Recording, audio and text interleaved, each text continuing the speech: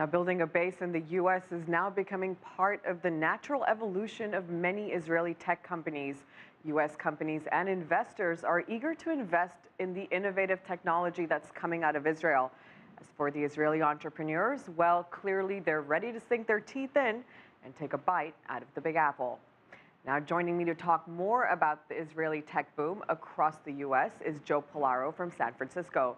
Joe is the Vice President of Strategic Partnerships and Investor Relations at Wix, a cloud-based web development firm that's headquartered in Israel but has offices across the U.S. and is also listed right here at the NASDAQ. Great to have you with us tonight, Joe. Hi, Tracy. Thank you. It's good to be here. So, Joe, I want you to demystify this for me as well as our audience. Why is it that the Israeli tech industry is one of the strongest industries in the world and also in the U.S.? Sure. So I think it's a couple things. Israel is a small country geographically and both from a population standpoint. I think that has created a couple benefits for them. One, it's a very tight-knit community, and a lot of people know one another, and I think that's enabled a lot of ideas to flourish. And two, Israelis have a really strong sense of entrepreneurialism. And I think that comes from them having to build their country very recently over the last 100 years. And I think both of those things have really driven the strong technology industry there. Joe, we've seen a flock of Israeli tech talent move here to the U.S. to set up shop. In your opinion, what are some of the key challenges that these companies and their entrepreneurs face? I think that being close to customers is a challenge that Israeli firms face because most of their customers for companies, and certainly with Wix, most of our customers are in the U.S. and being based in Israel makes it challenging to be closer to them, obviously. So I think setting up offices here in the U.S., we have set up offices in San Francisco and New York that allow us to be close to our customers, hear their feedback, hear what they need and want from us. And we're able to then quickly feed that back to our product teams in Israel and address those problems and address that feedback. So I think getting that feedback loop in place is a challenge, but can be taken care of by some local presence in the U.S. Okay, so being close to customers is clearly important. What about investors? How warm are investors towards Israeli startups? Do you think it's easy for these Israeli entrepreneurs to get the funding they need from these investors, or are investors in the U.S. a little hesitant because maybe they don't know the CEO or the executives or even the company too well?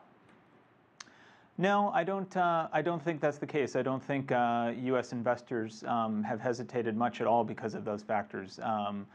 Obviously, it's very easy today with cloud-based software and infrastructure to distribute technology worldwide very easily.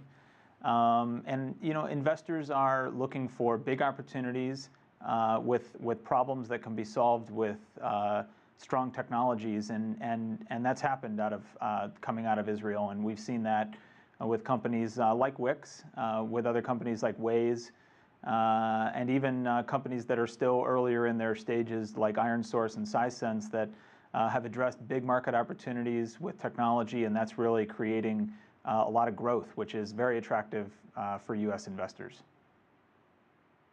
Well, certainly the big heavyweights in the tech scene are very interested. Over the last few years, we've seen a number of Israeli tech firms being snapped up by the likes of Google, IBM, Facebook.